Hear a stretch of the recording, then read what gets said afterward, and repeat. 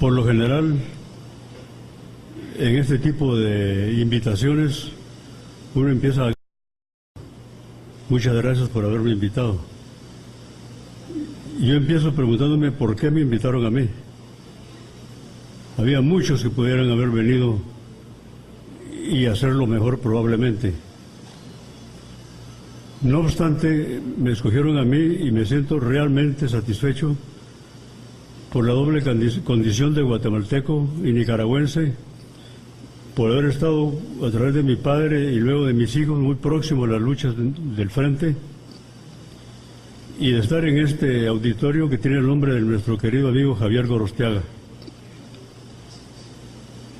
Yo quisiera hacer algunas consideraciones sobre el tema de la memoria, que se ha convertido, el tema de la memoria, el tema del olvido, el tema de la historia, se ha convertido en un tema polémico,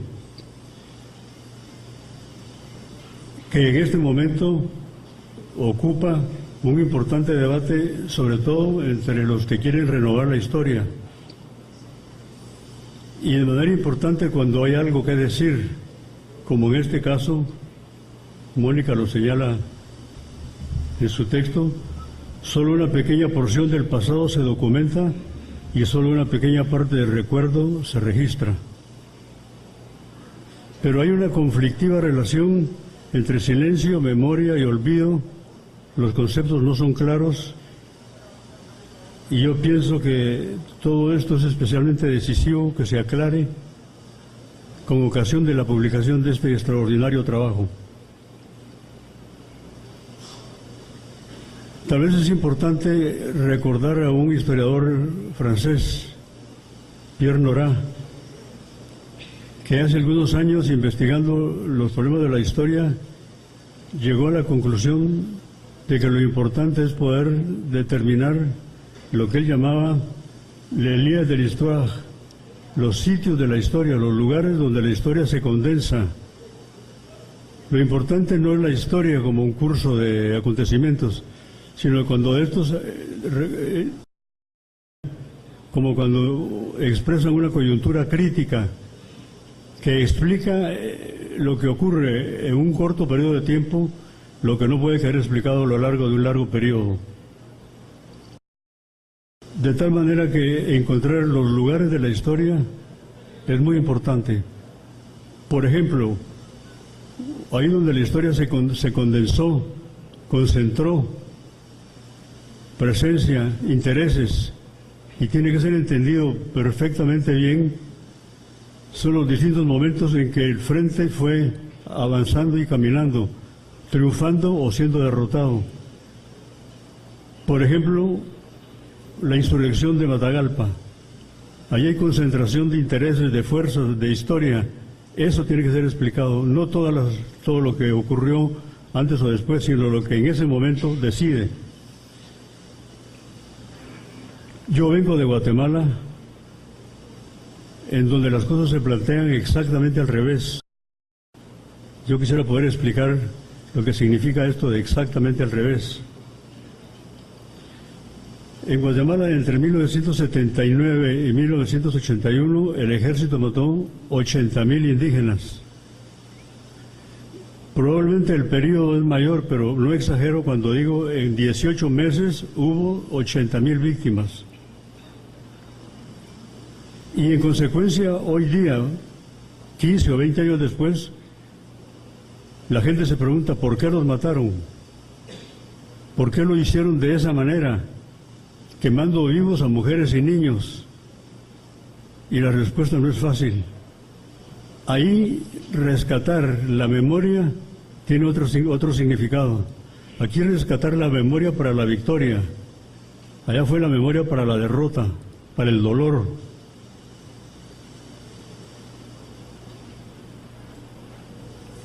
Y el debate se mueve entre dos polos o dos momentos.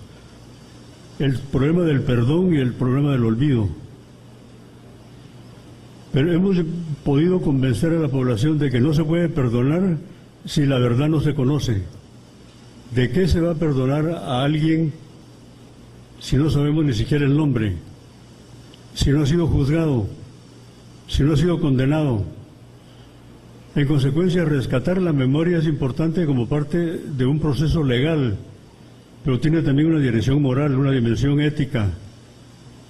Y es que probablemente en numerosas personas el problema del perdón está asociado al problema del olvido, de querer trascender los episodios difíciles y en consecuencia olvidar. Pero repito, solo se puede perdonar si se conoce lo sucedido y solo se puede olvidar como una decisión personal. A través de un organismo creado por Naciones Unidas se publicó hace ya 10 años 12 tomos de un documento que se llama Memoria del Silencio, en donde aparece documentado, pero no de una manera precisa, porque no señala nombres, porque había prohibición legal para señalar nombres, solo señalar la institución, el ejército hizo, pero no el comandante de la zona que en aquel momento, etcétera, etcétera. Vemos que la identificación del culpable es muy importante como recuperación de la memoria. Las memorias del silencio solo parcialmente han ayudado en esta dirección.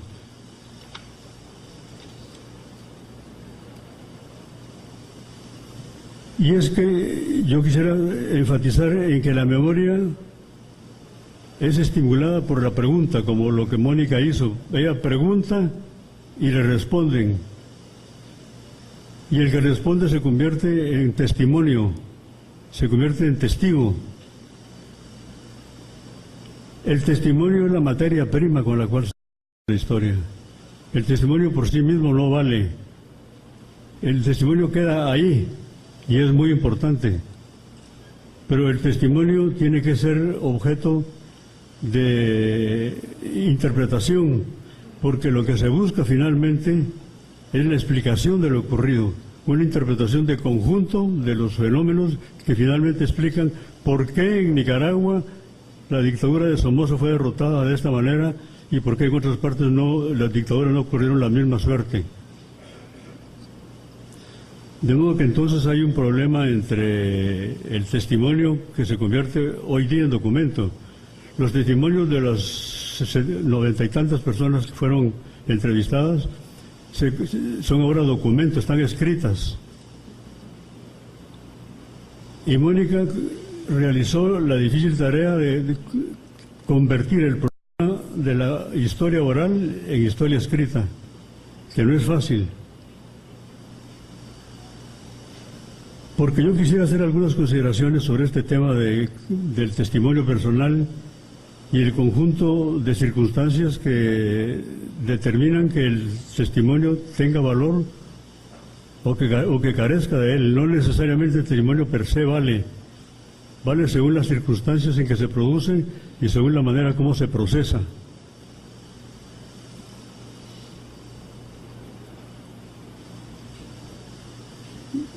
Quería apresurar la presentación diciendo que el testimonio se ha convertido en un género literario en este momento, en una materia prima en que priva como interés por la verdad, el testimonio sea o no escrito, sea o no convertido en texto.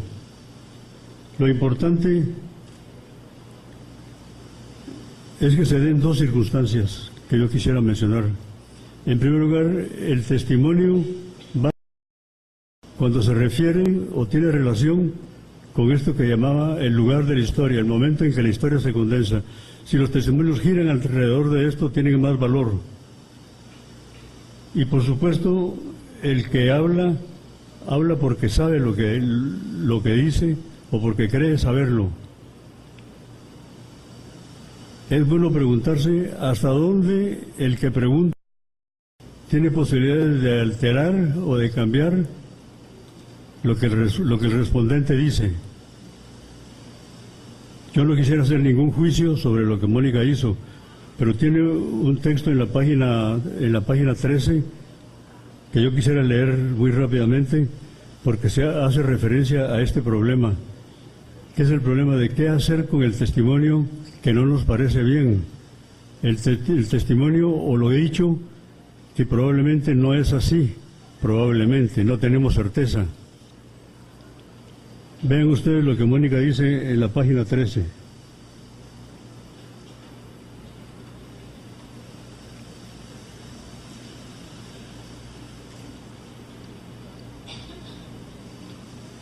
¿Qué confiabilidad atribuir a la memoria de mis ilustres entrevistados, a sus sinceros y espontáneos recuerdos expresados de manera inmediata como respuesta a mis preguntas, cuando no había habido reflexión previa, ni apuntes ni nada que los auxiliara en sus recuerdos? Sabía que la memoria puede, para ser eficiente, actúa de manera selectiva. La memoria actúa de manera selectiva, incluso de buena fe. Se dice lo que se cree que se debe decir. Y dice, estaba consciente de que habían transcurrido muchos años desde aquellos acontecimientos que ahora convocaban al presente y que eran evocados con pasión por muchos de nuestros entrevistados. Y dice además, esto último es aún más cierto cuando el que habla fija, pero olvida, oculta, guarda silencio, distorsiona, confunde, mezcla.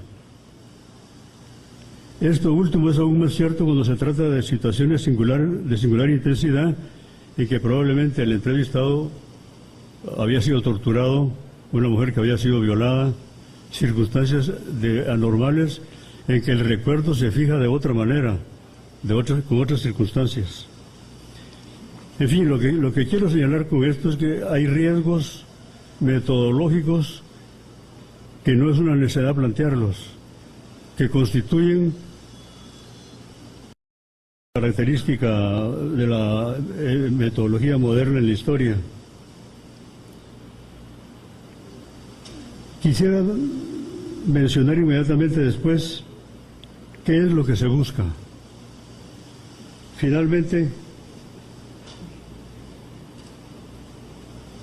la pregunta que nos planteamos en este momento es ¿qué tipo de verdad se busca?